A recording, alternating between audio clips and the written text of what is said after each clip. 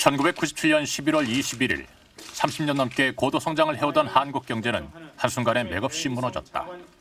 후반 국가와 IMF의 권고를 받아들여 IMF 자금 지원을 요청하기로 했습니다. 시대의 변화에 무지했던 대한민국호의 예고된 침몰이었다. 선진국형 경제로 바뀌어가는 단계에서 경제 운영 시스템이 제대로 준비도 안 되고 작동도 안 됐다고 그렇게 보는 거지.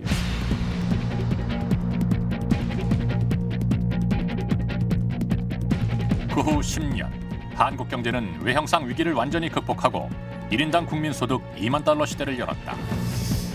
Korea, in fact, did get out of the crisis very fast. Today, the Korean economy is much stronger than it was.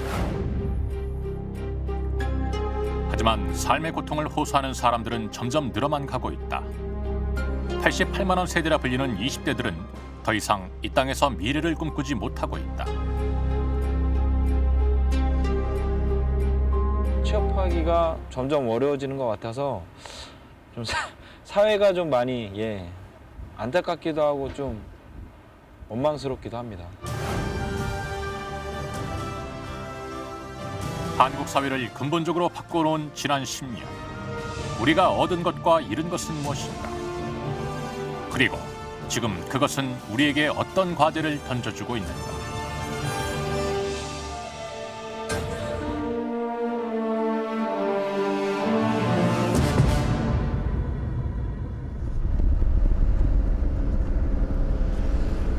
새로운 철강 산업의 중심지로 떠오르는 당진. 당진에서도 가장 큰 규모를 자랑하는 이곳은 과거 IMF 위기의 상징이었던 한보철강 당진 공장이었다. 굉음을 내며 돌아가는 A 열연 공장. 이곳에선 보철을 녹여 열연 강판을 만든다. 연간 생산량 180만 톤을 자랑하는 이곳에서 IMF의 흔적을 찾아보긴 어렵다.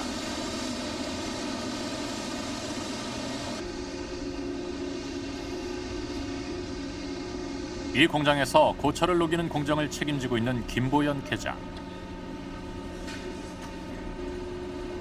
그에게 이곳은 특별한 의미가 있는 곳이다. 한보의 부도로 입사 이후 한시도 떠난 적이 없었던 바로 이 자리를 떠나야 했었기 때문이다. 회사가 어려워지면은 어느 정도 이제 조짐이라는 게 보이지 않습니까? 근데 저희들 같은 경우는 그런 조짐도 없었거든요. 참 잘 나가는 승승장구하던 회사였습니다. 실제 97년 초에 회사가 부도나기 전만 해도 전혀 저희들이 여기에 근무하면서도 회사가 그렇게 어려워질 거라고는 상상도 못했어요. 저희들이 감지하고 3일 만에 회사가 그렇게 이제 최종 부도가 나버렸으니까. 부도로 공장을 떠난 후 7년간 버섯 농사를 지었다. 하지만 항상 공장에 대한 생각을 떨칠 수가 없었다. 집에서 버섯 영역이나 이런 거 하면서도 이제 항상 이제 여기서 일하던 때 설비라든가 이런 생각이 많이 났었어요. 이제 그때 설비가 지금 몇 년간 이제 가동을 안 하고 있으니까 지금 좀 어떻게 됐을까 그런 생각도 들고 했었는데.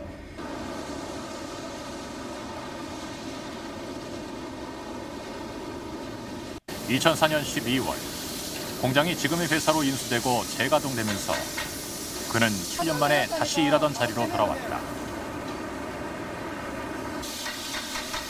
아픔의 시간을 겪고 다시 돌아온 자리이기에 더욱 소중하다. 지금 옛날에 저희들하고 같이 근무하던 사람들 같은 경우는 아직도 그때 근무하던 사람들이 한 20% 정도가 지금 돌아왔거든요. 어떻게 보면은 선택받았고 어떻게 보면 이제 행운이고요. 그런 어떤 걸 그냥 행운이라고 생각해버리기에는 좀 너무 그러니까 열심히 해야 되죠.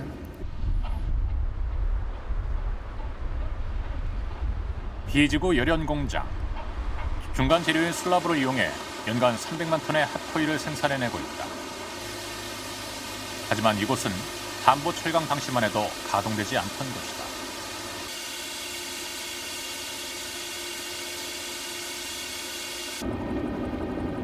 한보는 이곳 비지구에 공장을 건설하던 중 완공도 되지 않은 상태에서 5조가 넘는 부채를 지고 파산했다. 엄청난 돈이 투입된 공장은 녹이 슬거나 물이 찬 채로 방치돼 갔다. 한부철강 당진제철소 B지구 말 많던 코렉스 설비가 짓다 말고 방치되어 있습니다. 코렉스에 전기를 공급하는 건물에 들어가 봤습니다. 지하에 내려가니 온통 물바다입니다.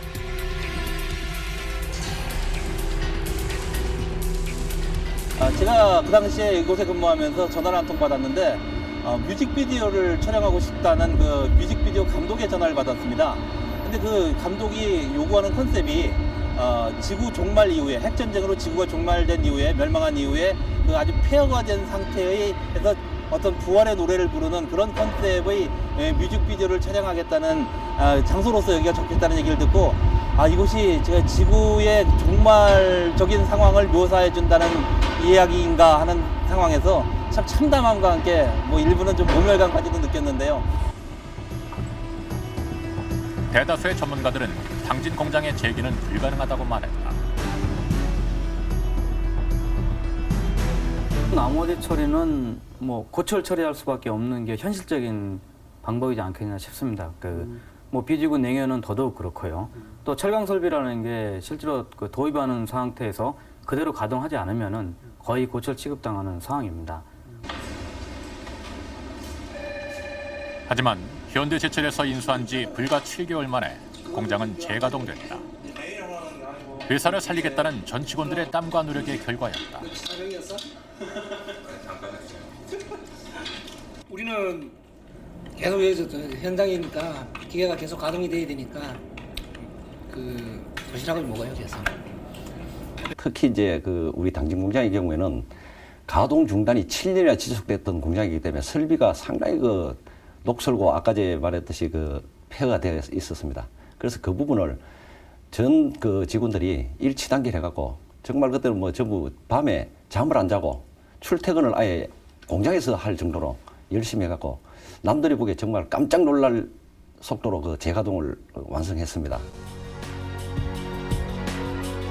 부활한 한부철강처럼 10년이 지난 지금 한국 경제의 지표에서 IMF의 흔적을 찾아보긴 어렵다. 1인당 국민소득은 2만 달러에 도달했고 외환위기의 직접적 원인이었던 외환 보유고는 2,600억 달러를 넘었다. 1,900원 넘게 올랐던 환율은 900원대로 안정됐고 주가지수는 2,000포인트를 넘나들고 있다. 거시경제 지표들, 뭐 경제 성장률이나 물가 이런 거시경제 지표들이 그 외환 위기를 겪은 다른 나라들에 비해서 우리가 굉장히 빠른 속도로 호전이 됐고요. 또 좀 미시적인 관점에서 보더라도 국가 경쟁력이나 그 기업인들의 어떤 경제에 대한 의욕이나 이런 부분들이 다른 나라들보다 훨씬 더 양호한 수준으로 금세 회복이 됐습니다. Korea repaid the IMF well in advance. Korea, in fact, did get out of the crisis very fast. Today, the Korean economy is much stronger than it was. You see this in the financial sector, where banks are profitable. The commercial orientation in the financial sector has improved. You also see it in the corporate sector, where there's been very strong improvements as well. 지난 10년은 모두에게 부활의 시간이었을까? 한국 자본주의의 심장 증권거래소 앞.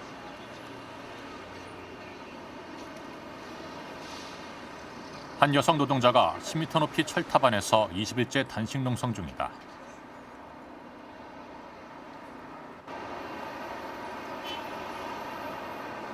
증권거래소 자회사인 코스콤의 비정규직 노동자 정인열 씨다. 전혀 어떤 그런 비정규직 해결을 위한 대안도 내놓지 않고 있고, 그러니까 극한으로밖에 갈 수가 없는 것 같아요, 지금 상황이. 그래서 자꾸 분신을 하기도 하고 고공 단식 농성 하기도 하고. 그래도 사람이니까 어떻게 좀 풀어봐야 되지 않겠어요? 비정규직 노동자도 똑같은 직장인이고 다 가정 있는 사람들인데.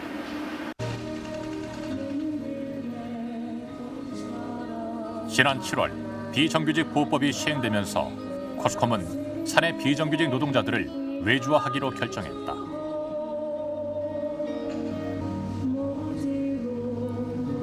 수십 년 넘게 정규직과 똑같이 근무해온 비정규직 노동자들은 불법 하청이라며 중앙노동위원회에 제소했지만 돌아온 것은 현행 법률상 아무 문제가 없다는 답변이었다. 정부에서 진짜 노동자의 현실이나 노동자의 말을 듣고서 어떻게 그런 말을 할 수가 있는지 저는 이해가 안 되고, 그리고 정부에서 이 비정규직 보호법으로 인해서 지금 당장 자살하는 사람들도 나오고 이런 현실을 보면서까지 그게 어떻게 보호법이라고 얘기할 수 있는지, 그건 절대 보호법이 아니거든요. 사태만 더 심각하게 만들 뿐이고. 같은 명함을 가지고 같은 일을 했지만 비정규직에 대한 차별은 엄연히 존재했다. 정규직의 3분의 1도 안 되는 임금을 받고 일하면서 그래도 한 가족이라는 생각으로 버텨왔다. 하지만 비정규직 보호법 시행으로 상황은 더욱 악화됐다. 정규직과 비정규직 사이에는 칸막이가 쳐지고 비정규직 노동자들은 하청업체로 내몰렸다. 받는 월급이 2000년도부터 2007년도 3월달 받은 월급이 바뀐 게 하나도 없습니다. 7월 1일 날 120만 원을 받았는데 지금 2007년도 3월 달에 받은 이게 월급 명세서거든요. 월급이 바뀐 게 10원짜리 하나도 없습니다. 그래도 정직원이 될 수 있겠다라는 그 믿음 하나 가지고 그렇게 생활을 했었는데 갑자기 당신들은 비정규직 보호법이 생기면서 당신들은 이제 더 이상 우리 회사 직원이 아니다.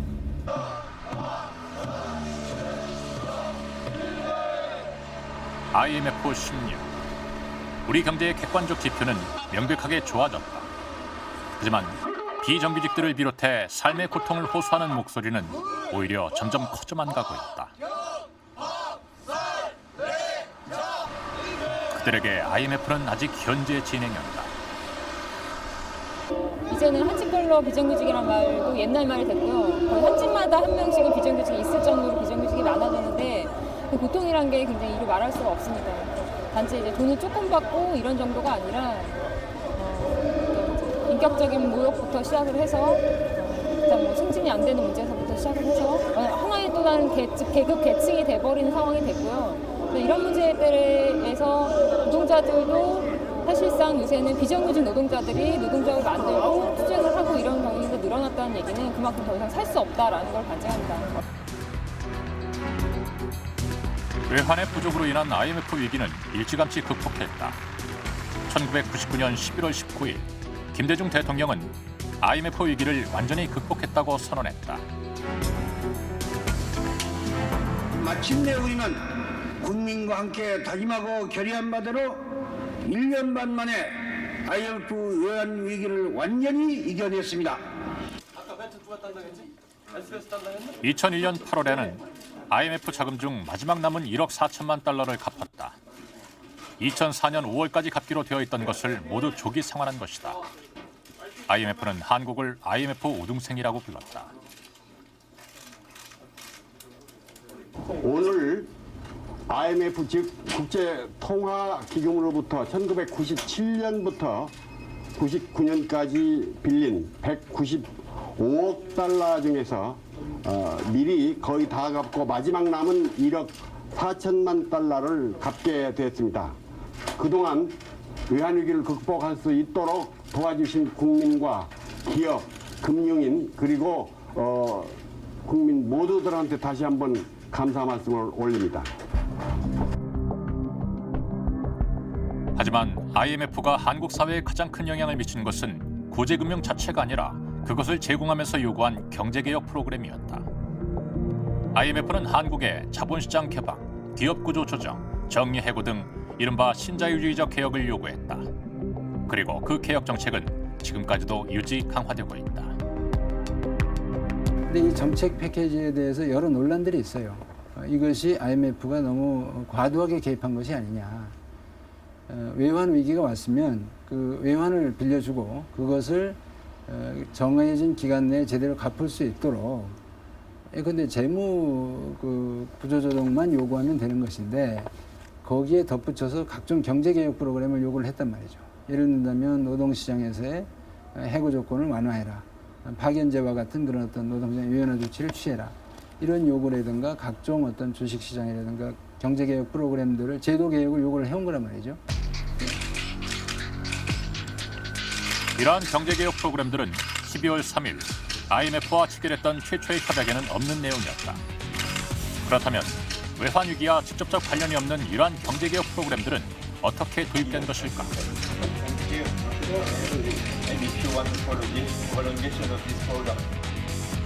11월 21일 IMF 행을 선언한 이후 외환은 오히려 더 급격히 한국을 빠져나갔다. IMF 행이 오히려 한국이 위험하다는 신호탄이 된 것이다. 환율은 속절없이 추락해 외환위기 선언 당시 1139원이던 원달러 환율은 한 달 뒤에는 1964원까지 올랐다. IMF 협상 타결되고도 우리 어려웠던 거는 국제 신용이 회복이 안 된 거예요. IMF 돈 암만 찔러도 단기 외채가 1,000억 달러인데 다 가져가면 IMF 패키지 다 해도 580억 달러인데 그걸로 갚아집니까? 그 한국 경제 회복이 된다는 확신이 생기지 않으니까 계속 빼간 거예요. 연말 외환 보유고에 대한 한국은행의 예상 통계는 충격적이었다. 최대 9억 달러에서 최소 마이너스 6억 달러. IMF의 도움에도 불구하고 국가 부도를 맞게 된다는 의미였다.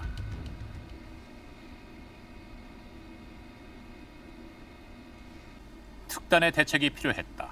12월 19일 당시 경제협력특별대사였던 김기환은 김대중 대통령 당선자의 재가를 얻어 워싱턴으로 향했다.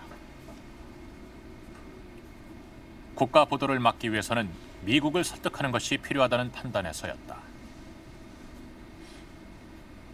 IMF라는 게 이제 합의체 아니에요? 근데 그 합의체 중에 이제 어쨌든 발언이 제일 센 데가 미국이죠. 그리고 이 국제금융가를 이렇게 설득할 수 있는 게 사실은 IMF보다도 미국이 더 있잖아요. 그래서 나는 내가 워싱턴을 가겠다. 그래서 워싱턴에서 해결을 받아야 되겠다. 그래서 그러자면 우리가 이제 그 IMF 합의한 거보다 더 해야겠다고 의욕을 보여야지. 무슨 남한테 부탁을 할 때 이쪽에서 뭐 반대 급부를 제공해야 될 거 아니겠어요. 그렇죠. 더머스 재무부 부장관을 만난 김기환 대사는 한국이 IMF 합의안 외에 미국이 그동안 줄기차게 요구해왔던 자본시장 완전 자유화, 정리해고 수용 등 이른바 IMF 플러스 개혁안을 실행하겠다고 제안했다. 그래서 그 이야기를 해서 이야기가 한국이 그 정도로 개혁을 하겠다면은 그러면은 우리도 우리 정책, 상부 정책 그 결정자들을 설득할 이제 룸이 생긴다. 그런 이유가 생긴다. 근거가 생긴다. 그러니까 나중에 그 기록 보니까 그날 오후부터 페더럴 리저브 뱅크 뉴욕 보고 한국에서 미국 은행에 돈 조금 나오는 거 그걸 중지를 좀 시켜라. 그걸 그날 저녁부터 설득을 했더라고요.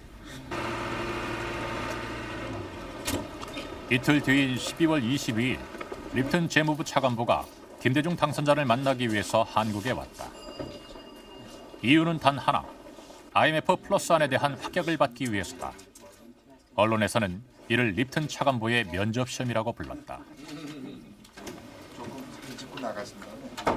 신경은 IMF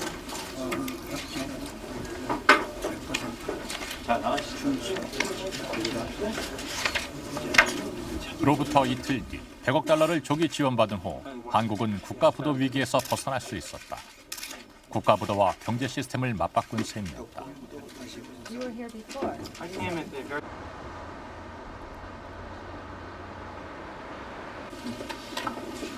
IMF의 경제 개혁안은 신속히 이행됐다.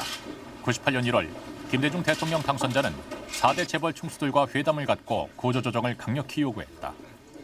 그 결과 55개 재벌 계열사들이 1차로 퇴출되고 LG 반도체를 현대전자에 넘기는 등 이른바 빅딜이 이루어졌다.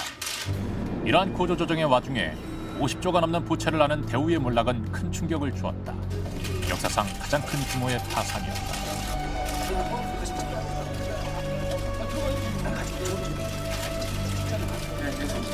이 일이 가볍게 마무리 정리가 돼서 구조조정이 순조롭게 진행되도록 부탁을 드리겠습니다. 구조조정의 바람은 중소기업에도 불어닥쳤다.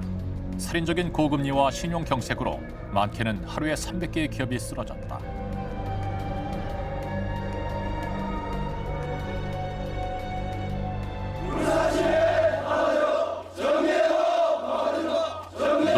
가게도 정리해고의 칼바람이 몰아쳤다. 한 번 입사로 평생 직장이 되고 회사가 모든 가족의 생계를 책임져 주던 한국식 고용 관행은 한순간에 무너졌다.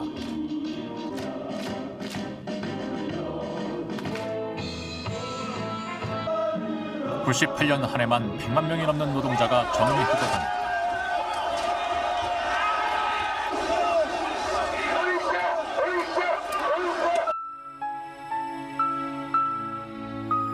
IMF 직후 한국에 몰아친 구조조정의 광풍은 격렬하고 혹독했다.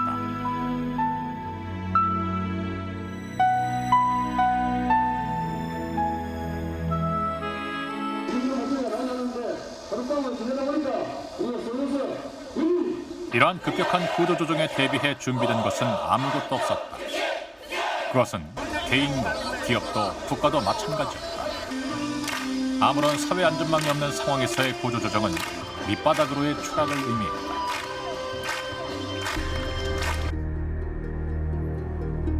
(98년) 퇴출된 5개 은행연합회의 2004년 조사에 따르면 퇴출 은행원의 70%가 실직자이거나 비정규직, 계약직에 머무르고 있었다.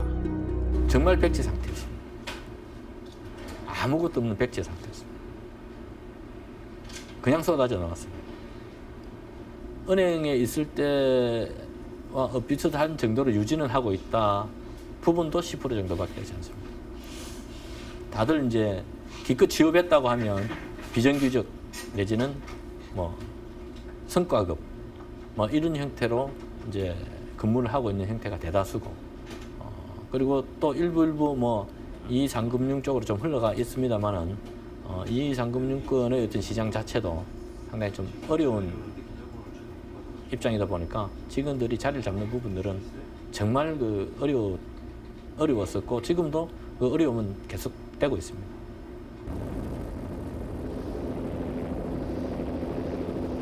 물론 이러한 급진적 구조조정은 긍정적 성과도 가져왔다. 그동안 문제가 되었던 한국 기업들의 부실과 방만한 경영을 일순간에 털어낸 것이다.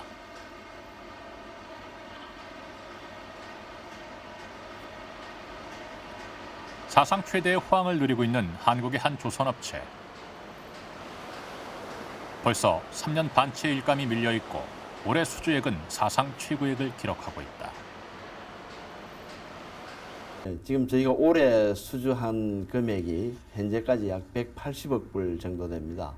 180억 불이 조선소로서는 얼마나 큰 금액인가 하는 것은 과거에 세계조선 시황 전체, 시장 전체가 약 200억 불 정도였습니다. 하지만 이 회사도 97년 IMF 당시에는 심각한 위기를 겪었다. 매출액 4조 3천억 원에 연간 적자 1,000억, 부채 비율은 760%에 달했다. 760%의 부채 비율은 그 당시 정부의 가이드라인으로 볼 때 퇴출 대상이 될 수도 있는 그러한 수준이었습니다. 당시 이러한 상황에 대해서 전 임직원은 우리가 언제라도 퇴출 순위 1순위가 될 수 있다는 그런 극도의 위기감을 느꼈고, 문제는 역시나 방만한 경영 구조였다. 건설 중장비, 지게차 등 비핵심 사업들이 적자를 일으키고 있었다.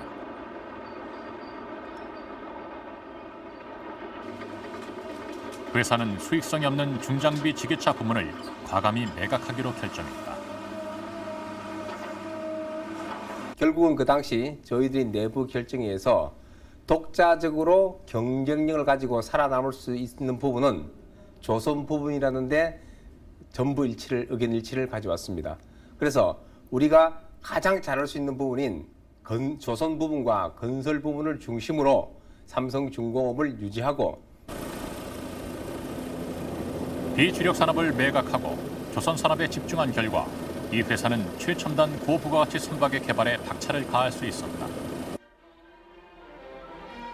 지난 11월 9일 이 회사에서는 사상 최초로 개발된 극지용 드릴쉽의 명명식이 벌어졌다.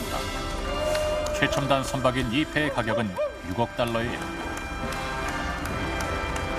IMF가 터져서 그 결과 각 기업들이 다시 한번 살아남기 위해서 허리띠를 졸라매는 그러한 과정을 거침으로써 다시 고비용 구조가 어느 정도 그 고효율 저비용 구조로 갈 수 있는 그런 계기가 되었던 것이 이후 지금 10년이 지난 오늘의 시점에서 보면은 상당히 그 보약이 되지 않았나. 또 하나 기업들의 긍정적 변화는 주주 중심 경영이다. 과거 재벌 총수의 독단적 경영 관행에서 주주들의 의사와 이익을 존중하는 선진적 관행으로 탈바꿈했다. 이처럼 내실 경영에 힘쓴 결과 기업들은 몰라보게 건전해지고 강해졌다. 어려운 경영 여건 속에서 매출, 수익성 5대 재벌의 부채 비율은 97년 473%에서 2006년 98%로 제조업 전체는 396%에서 99%로 대폭 낮아졌다.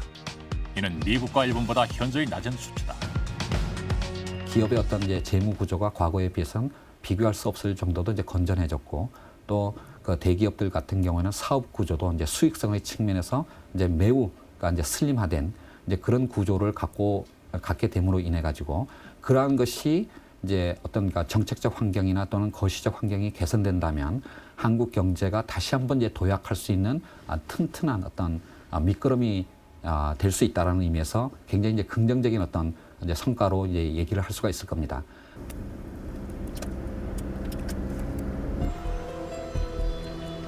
하지만 기업들의 이런 수익성 중심의 보수적 경영은 문제도 나왔다.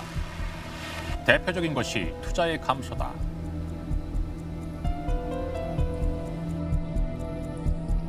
외환위기 이전 한국의 고도 성장을 이끈 주요한 힘은 활발한 투자였다. 활발한 투자가 고용과 소비로 연결되고 그것이 또다시 투자로 연결되는 한국 경제 고도 성장기의 선순환 구조가 일순간에 사라지고 말았다.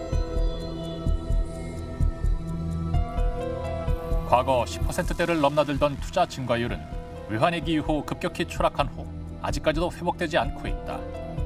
이러한 저투자는 한국 경제의 성장 기반을 약화시키고 있다.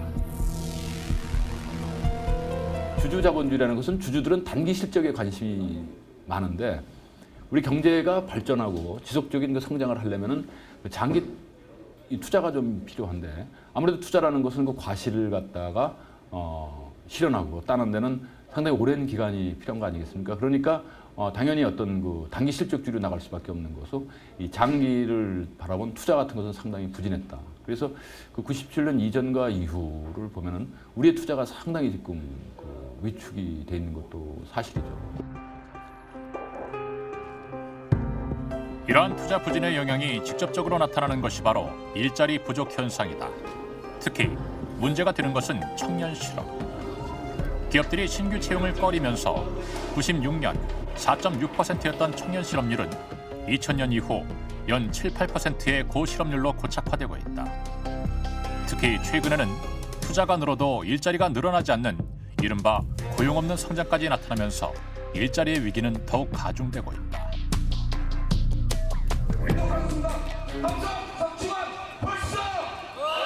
신규 고용의 감소와 같은 양적인 측면뿐 아니라 고용의 질적 측면의 악화도 큰 문제다.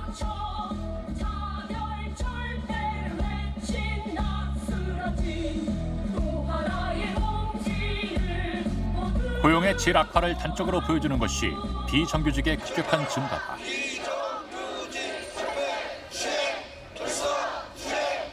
창문에 피스를 박아 환기조차 이렇게 만든가 하면 더구나 최근 비정규직법 시행을 둘러싼 논란이 증폭되면서 이랜드 사태, 포스콤 비정규직 사태 등 비정규직으로 인한 갈등은 격화되고 있다. 기자조차 가로막았고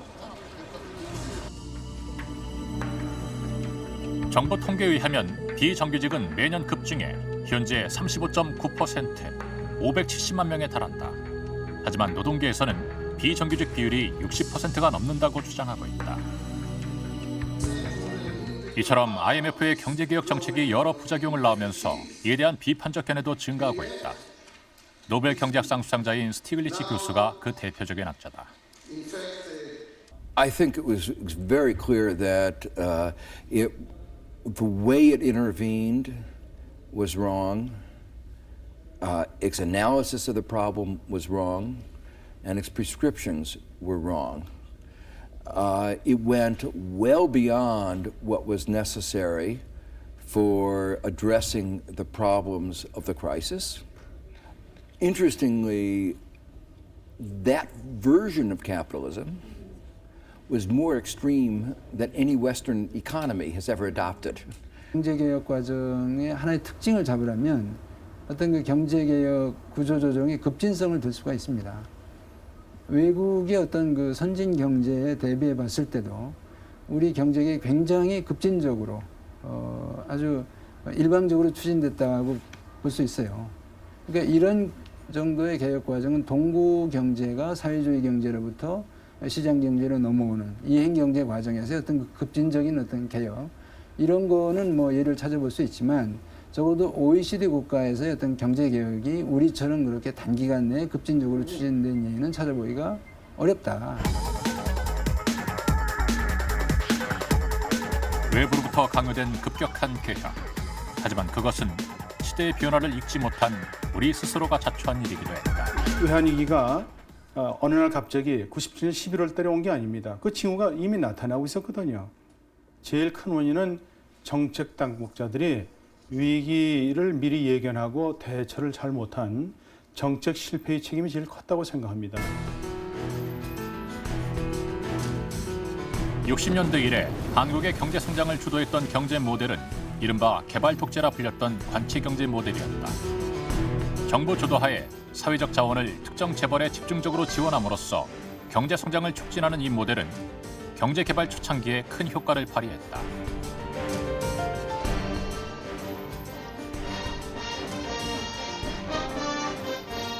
하지만 이 시스템은 90년대 들어 한계에 봉착했다. 정부가 기업의 투자 실패까지 책임져주는 관치경제 시스템은 필연적으로 과잉 중국 투자를 낳았고 이는 바로 기업의 부실로 연결됐다. 재벌 총수의 입장에서는 그 사업이 성공했을 때 자기가 얻는 이익은 굉장히 크지만 실패했을 때 비용은 자기가 부담하는 것이 아니라 다른 경제 주체한테 전가할 수가 있기 때문에 이와 같은 어떤 위험과 어떤 성과의 불일치라는 것이 재벌 총수의 입장에서는 과잉 투자, 즉 위험을 저평가함으로 인해서 그러니까 수익성이 보장되지 않거나 또는 위험성이 높은 투자도 할 수 있는 어떤 그런 구조를 만들어낸 것이다라고 할 수가 있겠습니다. 대외적으로도 세계 경제 환경은 급변하고 있었다. 한국 경제 성장의 모델이 되었던 제조업 중심의 일본 경제는 90년대 초 부동산, 주식 거품 붕괴와 함께 맥없이 무너져 내렸다.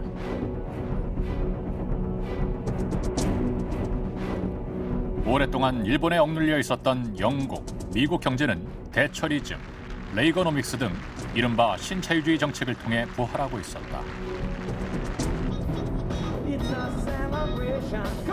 90년대 초 사회주의가 무너지고 미국 중심의 일극 체제가 강화되면서 신자유주의는 전 세계로 확산됐다. 그 핵심은 전 세계적인 금융산업과 자본의 자유화, 개방화. 미국은 월스트리트로 대변되는 금융산업의 경쟁력에 바탕을 둔 신자유주의 정책으로 세계 경제 패권을 다시 장악했다. 미국 금융 자본주의가 소위 90년대 팽창을 했었거든요. 요즘 80년대 중반에 미국이 기본적으로 일본한테 제조업에서 완전 초토화가 됩니다. 그러니까 미국이 큰 위기에 빠지고 그래서 과연 우리가 어떻게 살 것이냐 그 고민을 하다가 금융을 가지고 제조업을 누르자. 이래가지고 소위 미국 자본주의가 80년대 말부터 90년대 들어서 뭐 금융 부분이 급팽창을 하면서 발전하는데 93년 집권한 김영삼 정부도 이러한 흐름에 부응해 세계화를 주요 국정지표로 제시했다. 94년 세계화 원년을 선포하고 자본 자유화와 금융 자유화 등 신자유주의 정책을 시행했다. 국민 여러분, 우리를 둘러싼 세계는 지금 세계화라는 새로운 변화와 도전의 물결 속에 있습니다. 이것은 인류 역사의 새로운 틀을 마련했던 산업혁명에 비교될 수 있는 새로운 역사의 물결입니다. 하지만 새로이 등장한 이 경제 시스템은 한순간에 국가 전체를 위기로 몰아넣을 수도 있는 무서운 것이었다. 그 첫 번째 희생양은 아이러니컬하게도 자본주의의 종주국인 영국이었다. 92년 9월 영국의 파운드화가 고평가되어 있다고 생각한 헤지 펀드들은 파운드에 대한 공격을 시작했다. 그 중심에는 헤지 펀드의 대부 조지 소로스가 있었다. 영란은행은 필사적으로 파운드화를 방어했지만 결국 투기꾼들에게 무릎을 꿇고 말았다. 이 과정에서 소로스는 단 2주 만에 10억 달러를 벌어들였다. 세계 최초의 중앙은행이자 300년의 역사를 자랑하는 영란은행의 자부심은 일개 환투기꾼에게 무참히 무너졌다. 영란은행, 영국의 중앙은행은 한때는 세계 금융을 다스리던 제왕이었고, 소위 2차 대전 이후에는 물론 미국한테 주도권을 뺏겼지만 그래도 영국은 지금도 런던 시장은 세계 2위의 금융시장입니다. 그런 데가 무너질 줄은 아무도 몰랐던 거죠. 근데 그런 경험이 있었으면 그건 굉장히 충격적인 사건이고 어떻게 보면 새로운 경제 시스템이 완전 헤게모니가 바뀌었다는 걸 의미합니다. 새로운 경제 질서가 나타났다. 그런 것은 사실상 굉장히 큰 사건으로 받아들이고 거기에 대한 철저한 준비를 했어야 됩니다. 하지만 한국은 변하지 않았다. 재벌들의 과잉 투자는 지속됐다. 대표적으로 과잉 투자가 집중된 반도체의 경우 설비 투자 증가율이 95년에 70%, 96년에는 50%를 넘었다. 재계서열 14위 한보그룹의 팽창은 더욱 놀라웠다. 93년부터 매년 하나씩 회사를 인수해 나갔다. 물론 인수 자금은 대부분 빚이었다. 96년 6월 한보의 부채 비율은 1893%에 달했다. 당시 한보의 주 거래은행이었던 제일은행에서 기업 분석을 담당했던 최종욱 씨는 정부의 어설픈 자유화 정책이 재벌의 과잉 투자를 더욱더 부추겼다고 말한다. 문민정부 이전에는 여신관리 제도 시스템이 있어가지고 전체적인 개별 기업뿐만 아니고 그룹 전체에 대해서 자금을 통제 관리하는 시스템 자체가 있었습니다. 그래서 문민정부가 들어서고 난 이후부터는 그런 부분들이 이제 없어졌죠. 간치금융이라든지 그다음에 뭐 개별 기업에 대한 경쟁력 강화라든지 이런 측면에서 그렇게 없어지다 나오니까 기업들이 어차피 방만하게 이제 투자하는 과정에서 자기들 나름대로 그동안에 그런 부분들 투자하고자 했던 부분에 대해서 물꼬가 튀니까 이제 뭐 중복 투자 현상이 나타난 부분이죠. 금융기관들도 마찬가지였다. 자유화를 틈타 위험한 거래가 대폭 증가했다.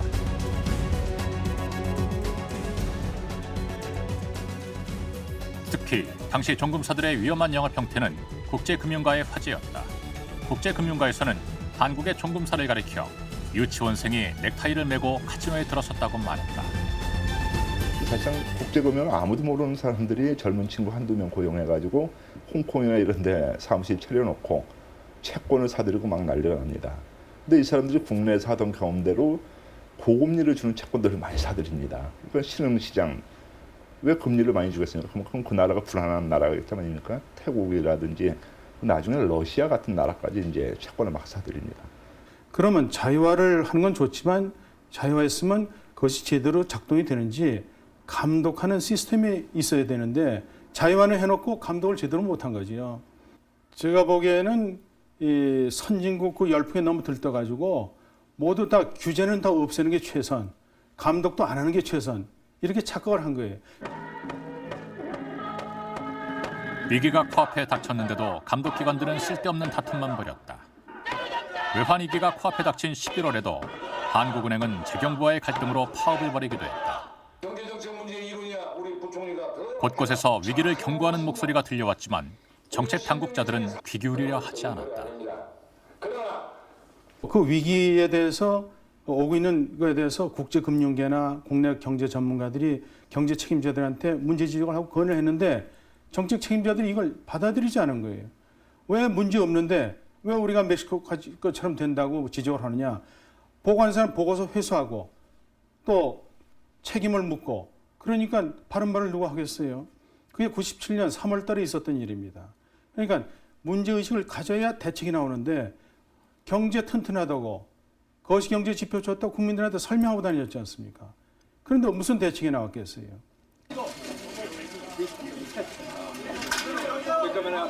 결국 IMF는 시대의 변화에 무지했고 외부의 경고에 오만했던 한국 경제가 스스로 불러온 참담한 실패였다.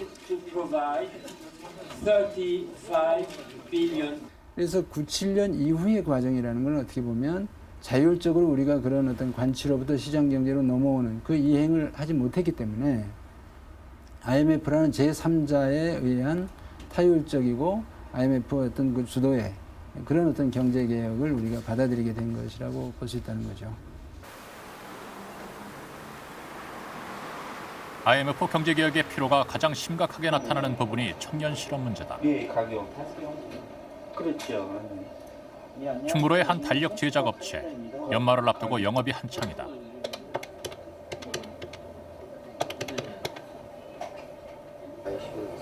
예, 안녕하세요. 여기는 선치과 카렌다입니다. 예, 저희가 2008년 달력을 원장님께 보내드렸습니다. 받으셨나요? 올해 29살 이상우 씨. 이 일을 한 지는 한 달 정도다. 혹시 실장님이세요? 주소가 전화로 해서 이제 저희가 그 치과 홍보인 카렌다를 보내서 도착을 했는지를 일단 여부를 물어보고 저희가 보내드린 달력에 대해서 이제 장점이 어떤 건가 뭐 이런 것도 확인하고. 정식 직원으로 오신 건가요? 직원은 아니고요. 이제 단기 알바. 예, 특수 알바입니다. 잠시 쉬는 시간을 이용해 옥상에 올라가는 이상우 씨. 지금 하고 있는 이 일도 다음 주면 곧 끝나게 된다. 어떤 소위 말하는 그 정규직이 못 되다 보니까 뭐 알바도 하고 또 비정규직으로 일하다 보니까 조건이나 또 이런 것들이 원하는 대로 안 되고요. 그냥 간간히 뭐 떨어지면 또 저기 가서 또 하고 메뚜기처럼 여기저기 하다 보니까 조금씩은 뭐 어떻게 어렵게 생활했죠.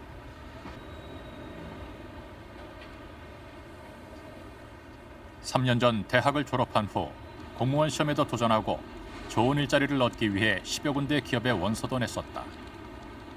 하지만 지금은 자신이 없다.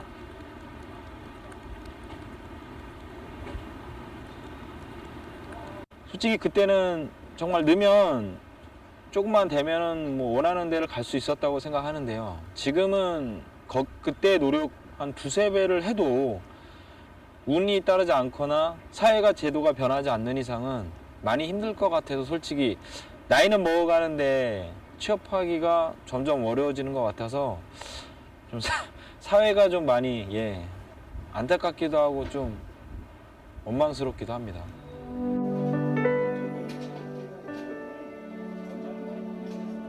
예, 저희가 2008년 달력을 원장님께 보내드렸습니다. 하루 종일 전화로 고객들을 상대해야 하는 영업일이 쉽진 않다. 하지만 더 힘든 건 답답한 일이다. 예, 알겠습니다. 지금 되게 시대가 어렵다고 얘기는 하는데 뭐 향후 뭐 1~2년은 더 어렵다고 얘기를 하더라고요. 근데 그렇게 안 됐으면 좋겠는데 시대가 시대이니만큼 제가 봐도 더 힘들 것 같습니다. 그래서 빛이 보이려고 하기는커녕 더 어두워지니까 솔직히 좀 답답합니다. 올해 발표된 통계에 의하면 청년 취업자 수는 87년 이래 최초로 400만 명 이하로 줄어들었다. 게다가 정부 공식 통계에 의한 비정규직 비율도 전체 36%보다 훨씬 높은 50% 이상이다. 최근 화제의 책 88만 원 세대. 88만 원 세대란 비정규직 임금 평균 119만 원에 20대 임금 비율 74%를 곱해서 나온 수치로 20대를 가리키는 말이다. 이 책의 저자는 현재 같은 구조가 고착화되면 95%의 청년들은 88만 원 비정규직에 머물 수밖에 없을 거라고 경고한다. 비극적이죠. 그리고 이건 문제인 게 지금만 그 정도 받는다는 게 아니고 비정규직 체계에서 움직이게 되면은 아마 특별한 역전이거나 개인적인 무슨 전환이 없다라면은 40대 중반까지 그렇게 일을 하다가 일찍 은퇴해야 되는 경우거든요. 그래서 그게 이제 일부한테만 그러면 문제가 없는데 한 세대 전체가 그게 대상이라고 그럴 때는 나머지 부분에도 문제가 생길 거다라고 생각하면서 이제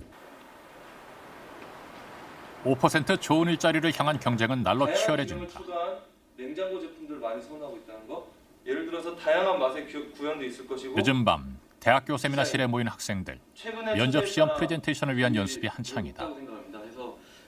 모두가 원하는 좋은 일자리에 취업하기 위해선 보통 4-5단계의 어려운 관문을 뚫어야 한다. 그중에서도 가장 마지막 관문이자 중요한 관문이 바로 면접 두 시험. 번째로는 이제 학점도 좋아야 되고 또 영어 성적도 좋아야 되는 거 그건 당연한 거고 이제는 거기에 플러스해서 이제 다양한 경험을 또 회사에서는 바라거든요. 뭐 리더십 요즘에 강조하잖아요. 저 같은 경우에도 여러 가지 그런 뭐 학회 활동이나 아니면 뭐 교환학생, 그다음에 뭐 배낭여행도 많이 다니고 이런 거 하면서 그러니까 저 스스로는 많은 걸 얻으려고 노력했지만 지금 당장 이렇게 면접을 보면은 많이 부족한 점이 많거든요. 그러니까 이렇게 노력을 했는데도 이게 부족한 점이 많으니까 어떻게 보면은 그러니까 취업 시장에서는 뭐 끝이 없는 것 같아요. 또 뭘 해도 항상 부족한 것 같아요. 저는 이렇게라고 생각합니다. 한 사람 한 사람 프레젠테이션이 끝날 때마다 신랄한 평가가 이어진다. 나는 목소리 톤이 좋다고 그랬는데 나는 거기에 동의를 못하는 게 졸렸어. 내가 피곤해서 그럴 수도 있는데 나는 목소리 톤이 단조롭다고 생각해. 그러니까 뭐 그림을 그려가지고 전달해서 발표 내용뿐 아니라 말투, 표정, 시선 하나까지도 평가의 대상이 된다. 취업이 지상과제가 되어버린 대학 생활.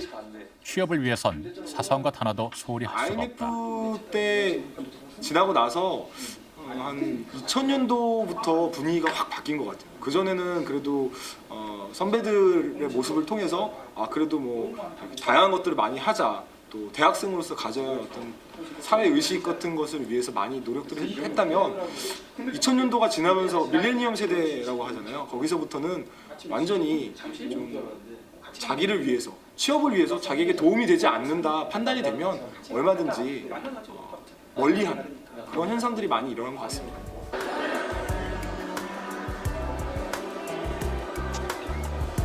(88만 원) 세대의 굴레에서 벗어나 5%에 속하기 위한 치열한 경쟁. 대학 생활 내내 끊임없이 노력하지만 너무 좁은 5%의 문을 통과할 수 있을지에 대해선 늘 불안하다.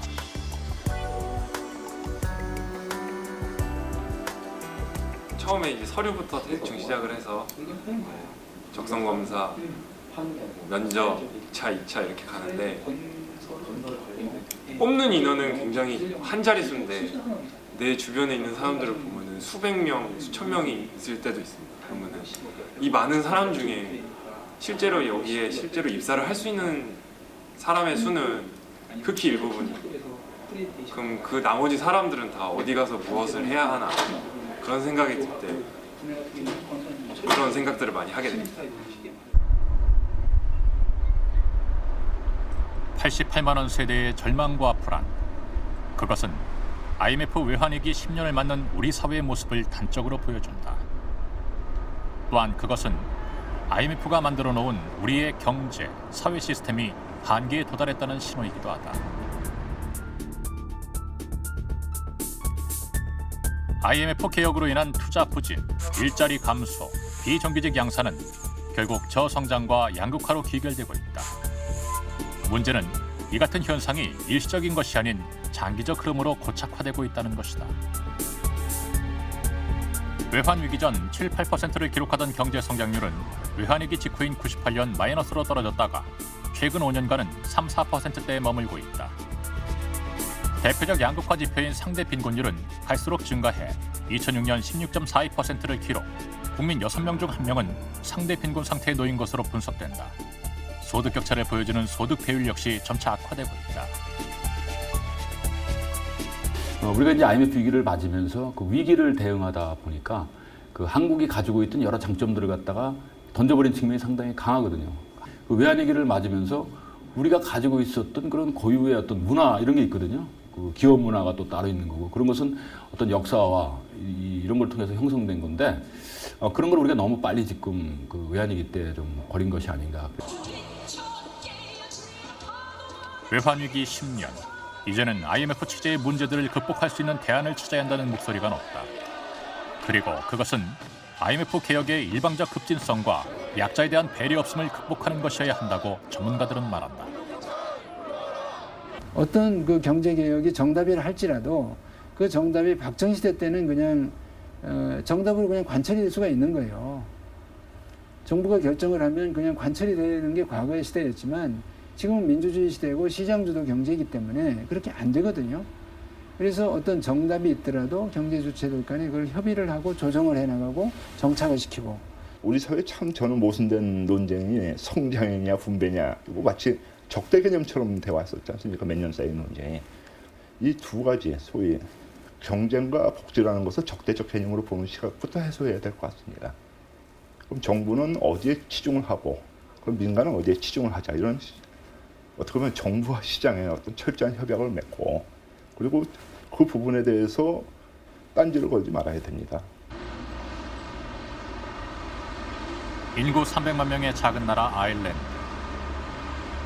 하지만 이 나라는 지금 세계에서 가장 주목받는 나라 중에 하나다. 이들이 주목받는 이유는 바로 최근 20년간 그들이 이루어낸 놀라운 경제 성장 때문이다. 더블린 시내에 우뚝 솟아있는 스파이어 첨탑. 최근 10년간의 아일랜드 고속 성장을 기념하는 의미로 세워진 것이다. 이 탑이 세워지던 2003년 아일랜드 경제는 1인당 국민소득 3만 달러를 넘어서 자신들을 지배했던 영국을 추월했다.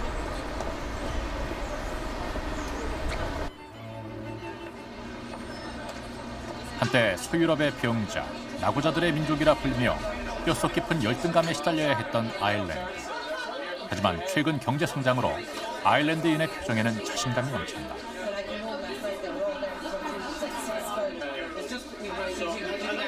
현재 아일랜드의 1인당 국민소득은 5만 달러를 넘어서 세계 6위의 부자 나라로 기록되고 있다. How do you gauge the economic success? Well, I think most of us gauge it by the money in our pocket of what we can put in the bank, and if we're all able to save a bit more, well, then we know we're doing well. You know, the people have a lot more money to spend, and you can see it in the shops every weekend here in Dublin, and you can see it.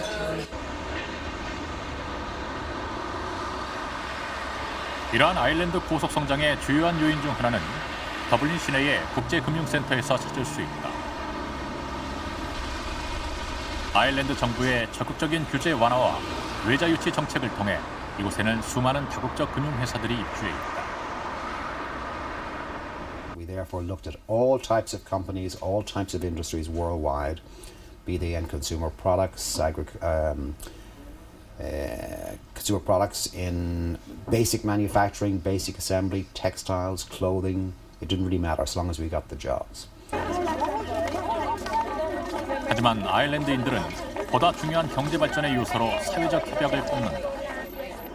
아일랜드 국민들은 87년 최악의 경제 위기를 극복하기 위해 노사정이 한자리에 모여 대타협을 이루는 사회적 협약을 완성했다.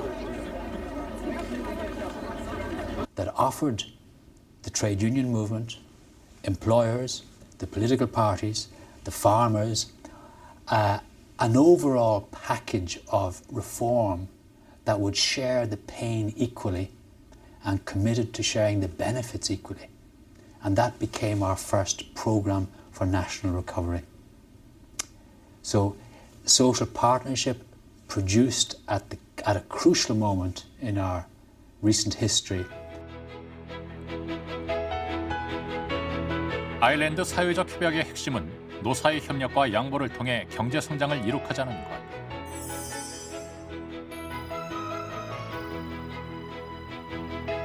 이를 통해 노조는 임금 인상을 2.5% 이내로 억제하고 사측은 새로운 일자리를 창출한다는 것이 주된 내용이었다.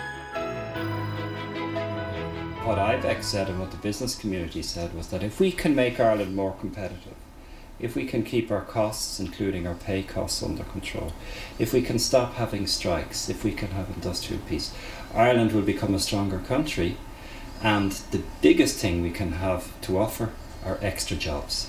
That would be the number one gain. 하지만 아일랜드가 사회적 협약을 통해 경제 발전을 추진하면서도 잊지 않은 것이 있다. 그것은 경제 발전을 위해 사회적 약자를 희생시키지 않겠다는 것.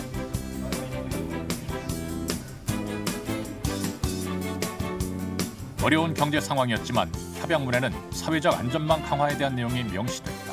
I think from the very start, in the middle of the 1980s when unemployment was high, taxes were high, and the state was running out of money.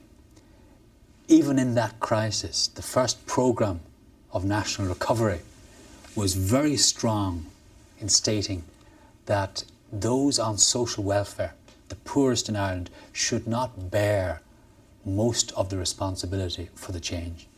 And there was a very specific commitment to a programme of reform of the social welfare system in the period from 1987 through to the early 1990s. So improving the welfare system for the most vulnerable groups was a very central part of that first agreement.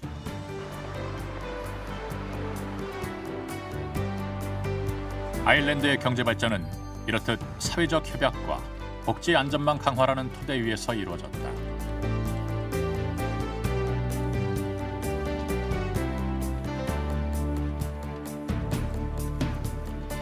사회적 협약을 주도했던 스위니 박사는 국민들의 사회적 권리를 보장하는 것이 오히려 경제 성장을 촉진하는 지름길이라고 말한다.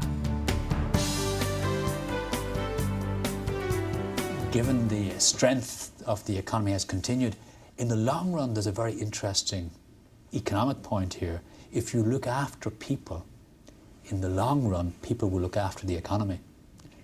Ensuring that a large section don't live on very low incomes is part of that.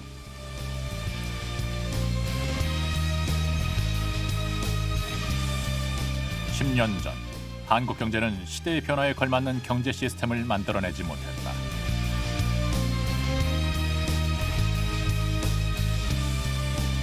그 결과는 IMF라는 외부의 힘에 의한 급진적 경제 개혁이었다. 그 개혁은 성과도 있었지만 저성장, 양극화 등 새로운 문제를 이야기하며 그 한계를 드러내고 있다.